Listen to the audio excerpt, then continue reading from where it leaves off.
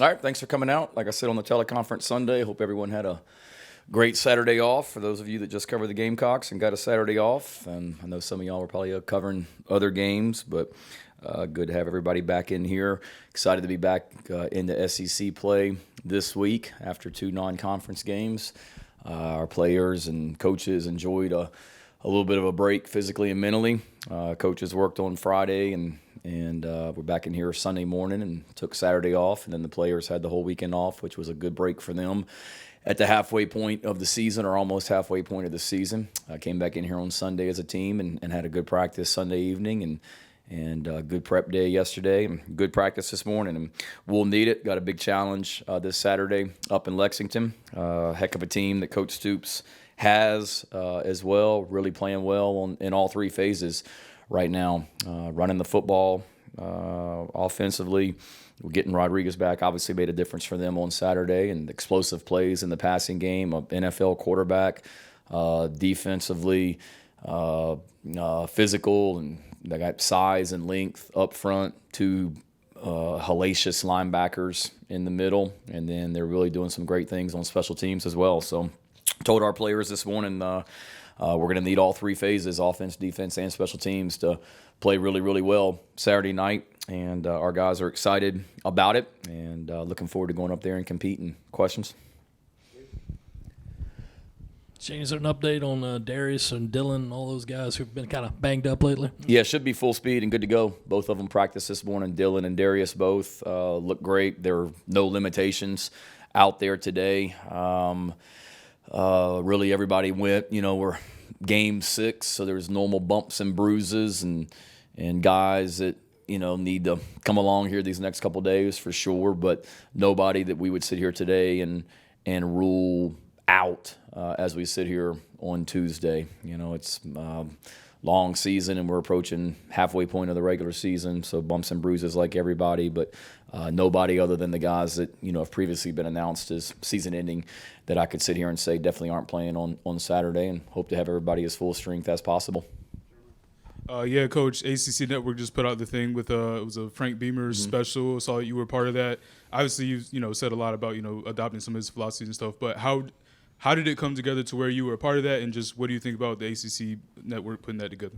I thought they did a great job. I didn't get to see it when it came on last night. I recorded it and watched it when I got home late last night, but had a lot of people reach out to me, and I thought they did a great job with it in regards to me being a part of it.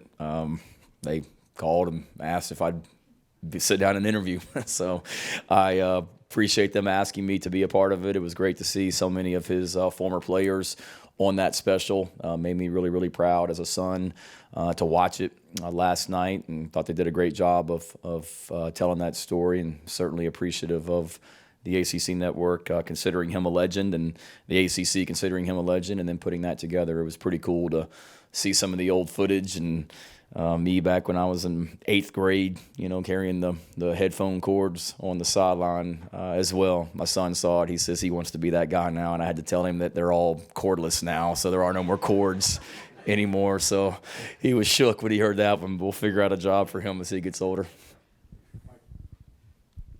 Hey, Shane, the fans seem to have this one circled for a while now, whether it's, the comments from Mark Stoops in the offseason or, losing 7 out of the last 8 to Kentucky. Do you guys feel that too, that this one seems to be a little bit more important? They're all important, and that's not coach speak. I mean, it's anytime you get back in the SEC, it's critical as well. And we've got great respect for their program, and this is a game that was a big game when I was here before. I remember, I think I talked about it last week, was the Kentucky coming in here nationally ranked on a Thursday night and us winning. And then all you guys that were here remember, we beat Alabama. They were number 1 in the country. And then I'm still having visions of Randall Cobb on 4th down or whatever it was on a game-winning touchdown pass. This game's always been competitive, and I think it's two programs that have a lot of respect, for each other. And it's certainly a critical game for us. It's the next one on the schedule. And we had a heck of a game with them last year and couldn't quite finish and get over the hump and win that game. And I know our guys are excited for the challenge this week. Shane, is there a way to get Hunter an extension cord on the sidelines? And have him? I'm sure there is. He'll come up with it if there is. He'll figure it out. I guess, and going into the year, we talked a lot about this team needing to play better away from home. Mm-hmm. Now that you've had these 3 home games, do you feel a little bit more comfortable taking this team on the road? And what does a good road team look like? What is a team that plays well on the road? Yeah, I know we didn't play great at Arkansas, but I told the guys this morning, and I believe it. I mean, I felt very confident about our ability to go on the road by going to Arkansas. To me, a great road team is they're able to respond to adversity and not flinch and just get stronger. And we didn't get off to a great start at Arkansas. There's no doubt about it. We were down 21-3. But I think a team that's not built to handle the road gets blown out of that game. We battled back and made it 21-16 in the third quarter, and then we didn't lose the game to Arkansas because we were on the road or because we couldn't handle the environment. We lost to Arkansas because we couldn't stop the run and we turned the ball over 3 times in the fourth quarter.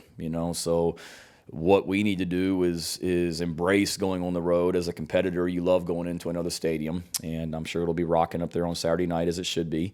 And then we've just got to do what we talk about doing that helps us win football games, running the ball and stopping the run and creating turnovers and playing smart football and winning the fourth quarter and winning the explosive play battle. Do that and play well. But I feel like we're a mature team that has handled that. We showed some maturity last week, handling the short week, and it's going to be critical for us to be mature, resilient, composed, physical, all that stuff in order to win on the road. Shane, with what Coach Stoops has done there at Kentucky since he's been there, with the gradual talent upgrades and the support he's gotten from the university, how does that compare with some of the better examples you've seen of how to build a program in Power 5? Yeah, it's right up there for sure. What did he win? 2 games his first year, and I think 5 his second year. So He won 2 games his first year. He won 5 his second year, and then he just continued to just build that. And it shows that it takes some time, and the administration gave him the resources, and he's done a great job. And just thinking of it, I'm biased. I think my dad, is right up there at the top. Certainly, Coach Snyder at Kansas State, and just trying to think of them. It's good, in a program that. I lived in the state of Kentucky for 8 years, I guess, when my dad was the head coach at Murray State. So, I grew up remembering, I think I may have mentioned this last year, kids coming into school and having show and tell from going to see the Kentucky basketball team and Mel Turpin and Kenny Skywalker and all these guys on an away game. And that was like show and tell at Southwest Elementary School in Murray, Kentucky. So, I feel like I've got a lot of familiarity with Kentucky football, and Pookie Jones that played there back in the day was from Murray, Kentucky, and so I'm very familiar with the program, and I don't want to say I watched it as I was growing up, but living in that state, you understand how important UK athletics is in the state, along with Louisville, and it's a proud program with a great fan base and great support, and they've continued to just elevate their program, and they've just got, to me, Gene, they've got great just consistency, and the team, like with these guys, you have to beat them. They get games in the fourth quarter and they find ways to win it. And same like Ole Miss the other day. They just kept chipping away. And next thing you know, they're in the fourth quarter with a chance to win the game with under a minute left. So you got to go beat them. Coach Stoops has done a great job elevating it, and really impressed with just the way they play, and they've got really good players. You look at last year's team. There was a bunch of guys that I think are on NFL rosters right now, and there's a bunch of guys on their team this year that will be on NFL rosters also. Sort of going off of Colin's question, but it's been a few weeks since the team's gone on the road. I heard the sound blasting at practice. Just what kind of things do you try to do to get a team re-prepared for an away game like this? Yeah, certainly crowd noise is an issue that you don't have to worry about so much at home. And that's not just offense. That's when you're on special teams as well. Like when we punt, and the communication you got to have with the punt team out there, and preparing for that crowd noise. To be honest with you, though, not a lot. We play the music in certain parts of practice, whether we're playing at home or away. The one thing that we do differently is on Thursdays in practice, we'll we'll utilize crowd noise a little bit more in the team periods with the offense and things like that, just so we have to communicate. Punt team, we did a little bit today. If you heard it towards the end of practice, it would have been when we were kicking field goals. We do that home or away just to try and, make things difficult on the kickers and just create more pressure. But we try and keep the routine the same. Our schedule on Friday will be the exact same as what it is for a home game. Other than just instead of getting on a bus to go to a hotel, we got to get on a bus to get on an airplane. But the schedule's the same on game day as well, and try and not make it bigger than it is. Doing what we have to do to just go play well and coach well. And that's the most important thing. Hey, Shane. Hey. This back half of the schedule is pretty tough compared to that first half. You're coming off of 2 dominant wins. How much does this game feel like kind of a tone setter as you guys enter that, more difficult SEC heavy backstretch here? Yeah, it's the next one, and certainly if we were fortunate enough to be able to win this game, it would make the off week coming up a lot more enjoyable, for sure. And certainly whenever you win, just like the last 2 weeks, it creates momentum that you want to be able to, continue. But it's we don't want to make it bigger than what it is. It's the next one. It's the next opportunity for us to continue to get better as a football team.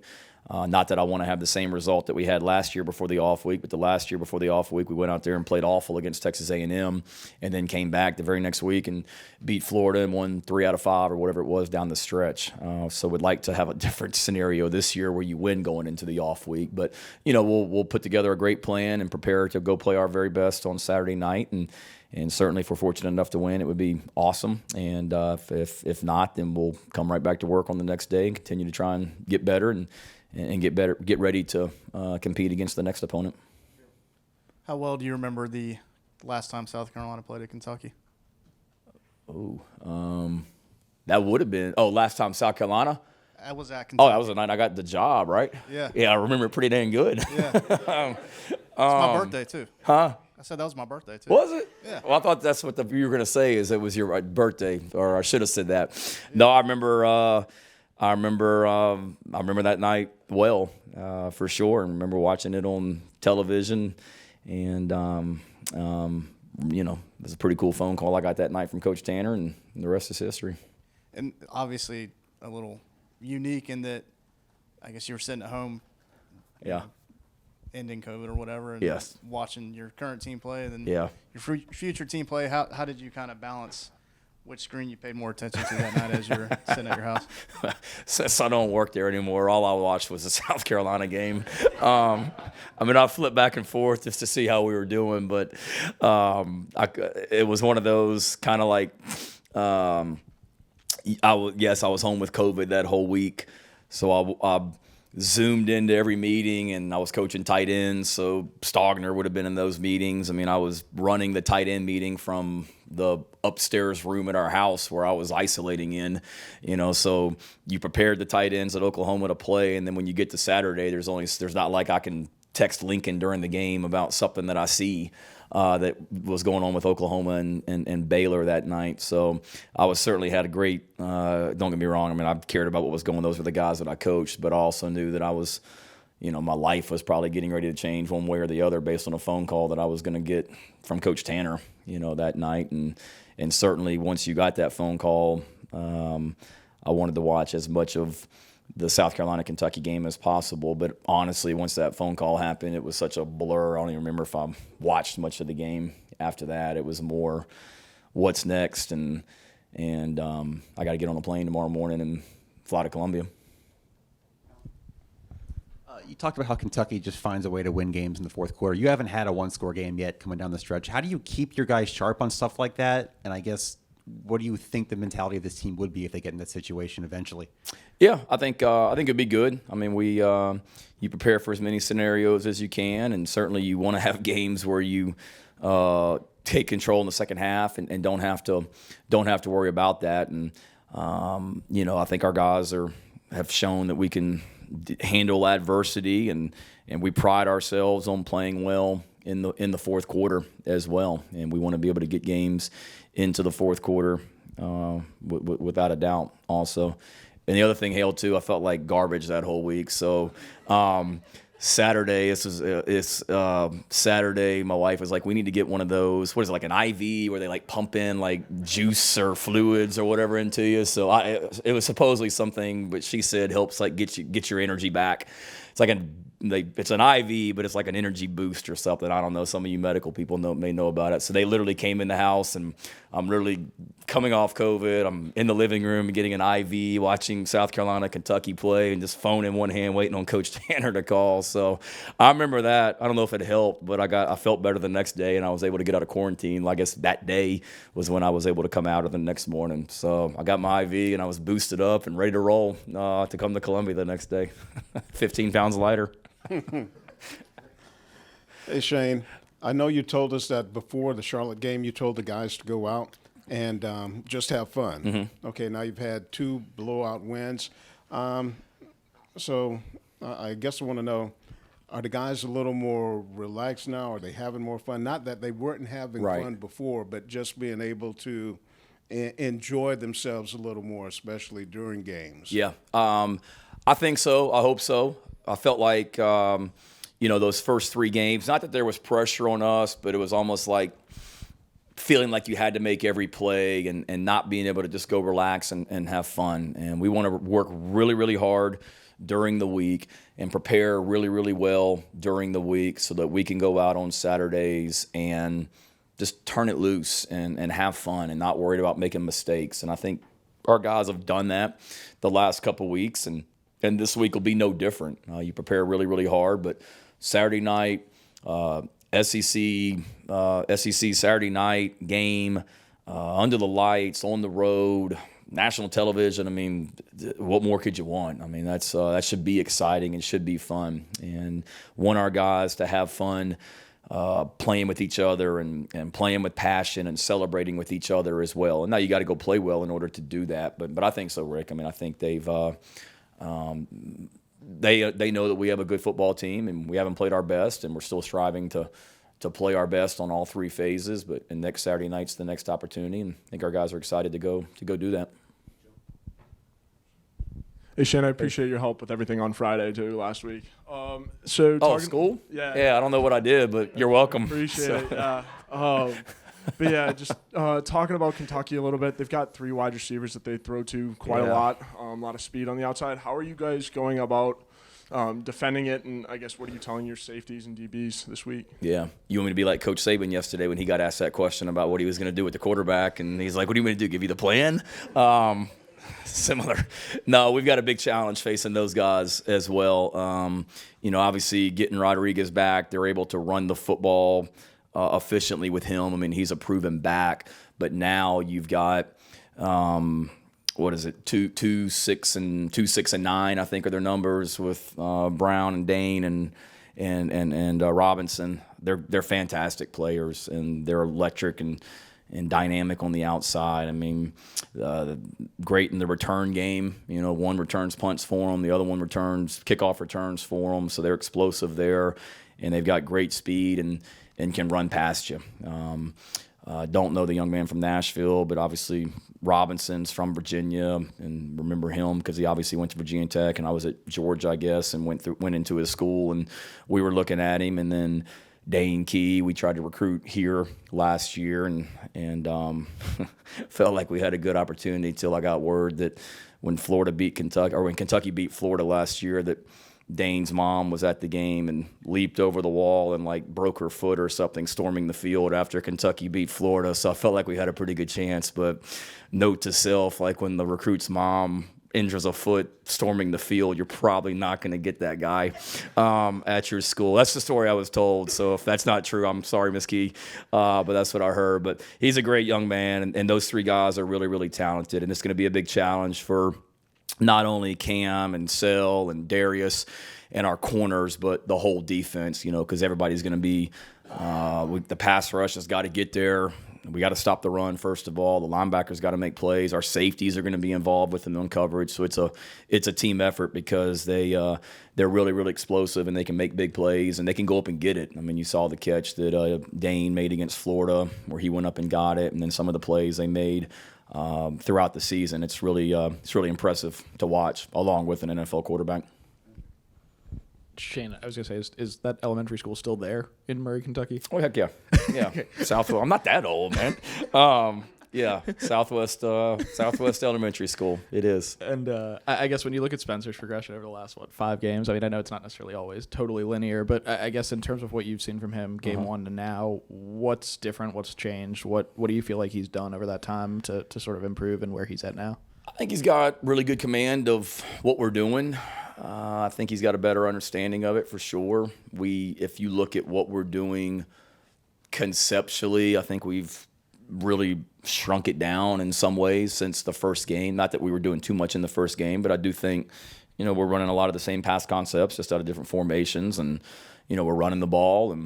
And if teams are committing too many people to the box to stop the run, Spencer's done a good job of kicking the ball out, on the perimeter, and let's go get 5, 6 or more yards as well.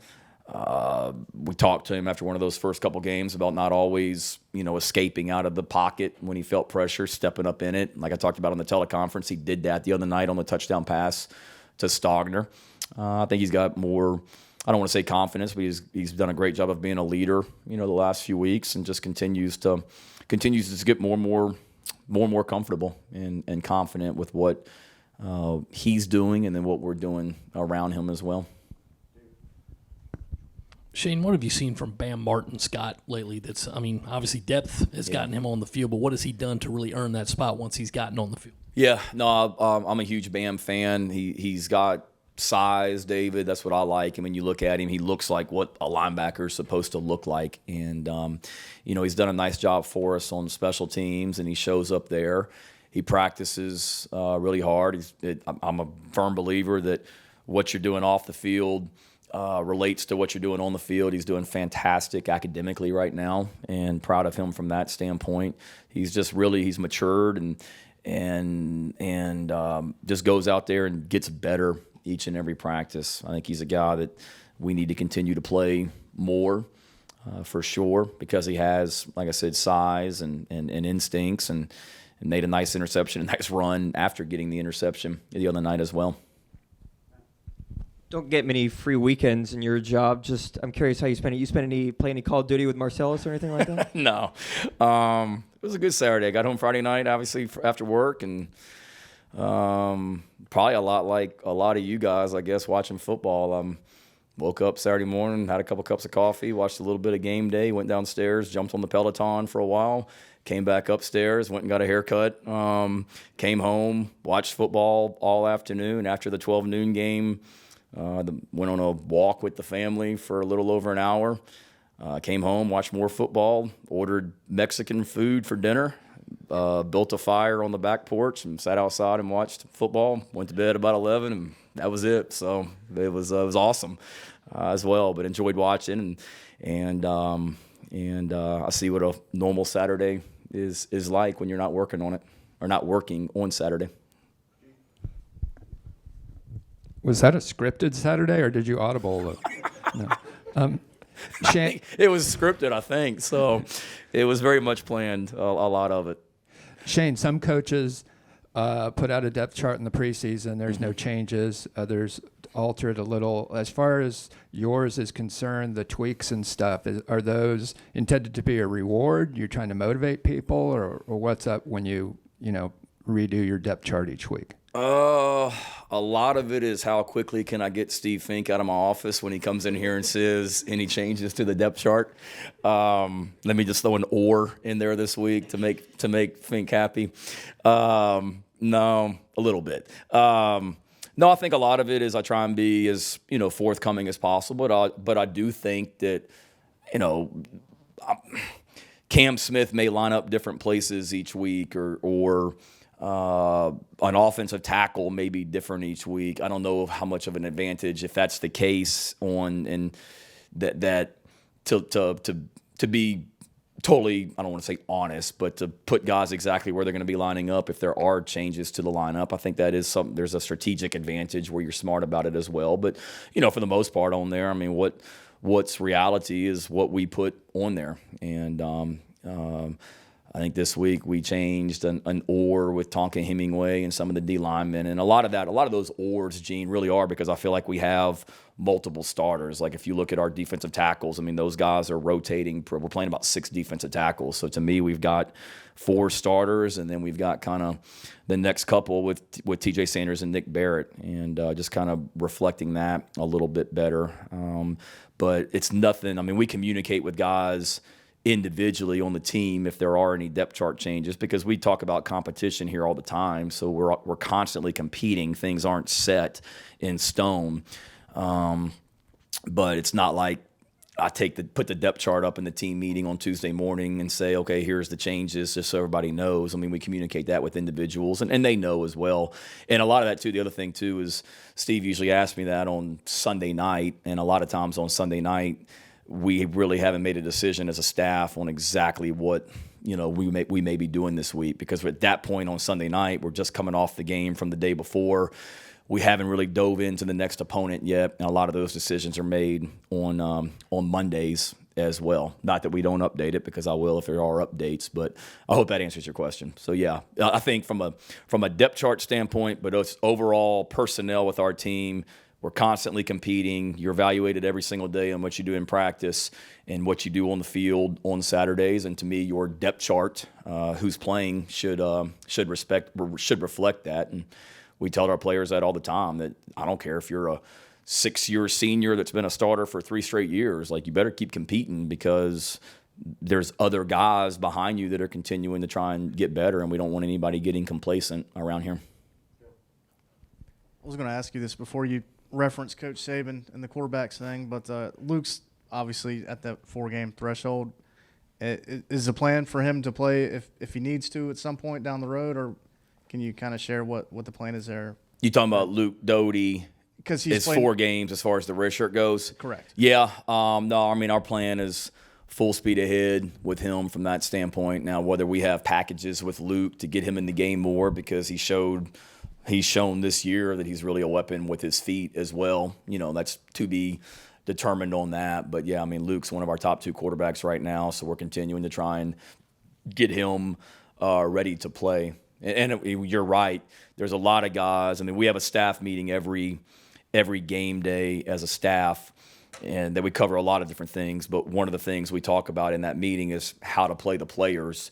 And now that you're at this kind of halfway point, that's one of the things that comes up is, okay, we don't need to put this guy in the game unless it's an emergency, because we'd love to save those 4 games, or we're full speed ahead on this guy. I mean, there was one of our players was in my office right before I came in here, and that was one of the discussions we had. He's a freshman, and he's playing on a special team right now, but he's not playing as much on offense, defense, and just kind of talking about his role in the 4 games and all that as well. So those are things that we discuss, but we're full speed ahead on Luke.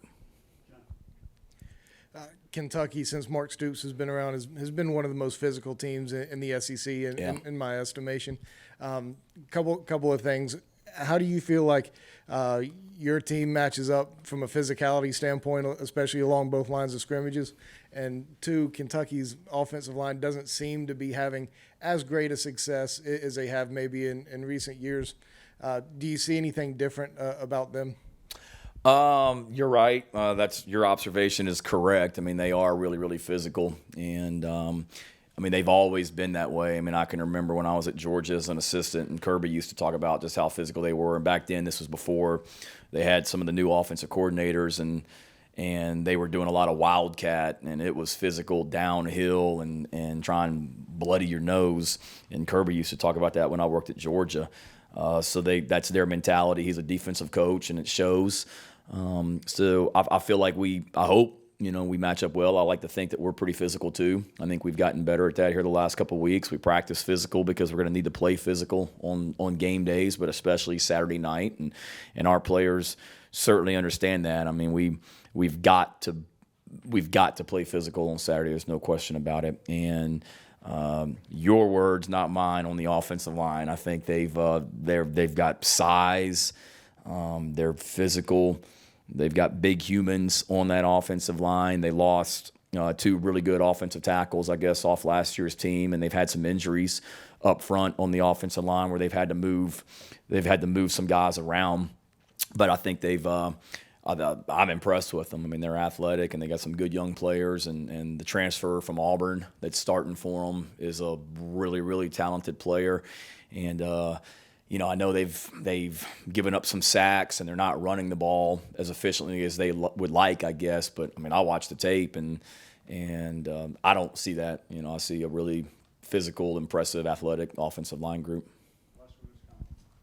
I got you. We'll give him one more. He's trying, man. Shane, you want to give a shout out to the Mexican place you had? No, because then I feel like if I do, then it makes the other ones feel slighted, and one may be a sponsor and all that. I don't know. So I don't even know, to be honest with you. My wife ordered it. It just showed up and yeah, it did. Yeah. You guys obviously probably script first 15 plays, first 2 drives of the game.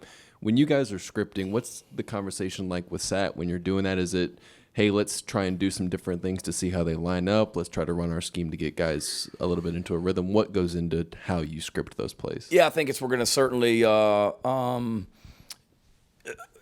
going to necessarily say, okay, this is first play, second play, third play, fourth play, because you don't know how the game's necessarily going to go. For example, the Georgia game, I want to say we hit, I think it was Georgia. We hit Jaheim. Did we hit Jaheim on that first drive? Was that the first drive? We hit Jaheim down the sideline. I think that was the second or third play of the game. It was going to be the second play of the game. I think we hit Stogner on the first pass. The second play was going to be the throw to Jaheim.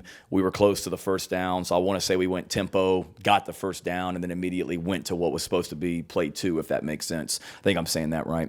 So you can get off script a little bit, but it's more so these are the opening 10 plays we want to get called early. 1, it's something that we like. 2, it may be, let's see how they're going to play this formation. 3, let's run this to try and set this up later. I thought Lincoln, that was one of the great things I learned from Lincoln Riley, was every Friday we'd sit down as a coach, as an offensive staff, and he would say, okay, when I call this, you guys in the press box, make sure you're watching for that, because I want to see if this is going to be there. And when I call this, make sure somebody has their eyes on the will linebacker, because if he does X, we're going to do Y, and type thing. And then it's also first third down, here's what we're going to call. First time we're on the goal line, here's what we're going to call. So a lot of it is what we do well, but also how we want to attack them and how we want to set things up later in the game, for sure. And then we talk about it as a staff, and then we go over it with the offense on Friday night. I mean, that's what the Friday night offensive meeting is here's the openers, here's how we're gonna start the game. What you got? We're good. Sorry, didn't mean to overrule you. Think. Marshawn told us the story after the game Thursday about how you all kind of picked up trash after the Georgia game in the locker room to throw away some bad thoughts. How did that kind of come around, and how do you think that helped? I think it was really good. To be honest with you, it was. I remember I think it was Bill Parcells or Sean Payton won. They had a bad game in the NFL, and they went out on the practice field and they dug a hole and they buried the game from the day before, and it kind of started along those lines, and it was just really a conversation with me and Derek Moore and Luke Day and Chip Morton, just kind of talking about some things and how to get our team playing better, and it kind of just stemmed off that. Instead of burying something, we've got different things that are cluttering things up for us right now that are keeping us from maybe playing our best. Maybe it's frustration with your role. Maybe it's frustration with a teammate. Maybe it's outside expectations. I don't know, but whatever you're holding on to or whatever's keeping you from playing your best and playing free and having fun, like Rick's question, get rid of it, so we can not keep holding ourselves back and not beat ourselves. Let's clean ourselves up, and because a lot of, give Georgia credit, give Arkansas credit, they beat us. But we didn't, and they had a lot to do with it, but we certainly didn't play great. And let's clean ourselves up, pick up our trash, and get ourselves right, and allow us to just go play free. And you never know how those things are going to go. You may think it's really corny and cheesy, and I didn't know. We walked out of the team meeting room, walked down to the locker room, and there was just 150 pieces of trash laying on the floor that we had put out. And players, coaches, staff, everybody picked up something and threw it away. And you never know, but it was pretty cool. A lot of the guys, players, seniors, that came up to me afterwards and thanked me and said we needed that. And and one of the coolest things I've been a part of, stuff like that. So I don't know. We've won the last 2 since we did it, so maybe hopefully it helped. But I do think just the message of it, and we still talk about it now. Like, don't let this trash come back in and clutter ourselves up. Like, just keep ourselves continuing to get better and not let any outside noise or talking heads on social media that think they know what the heck they're talking about and don't affect what we have going on in here. So thank you. All right, y'all have a good trip. See you later.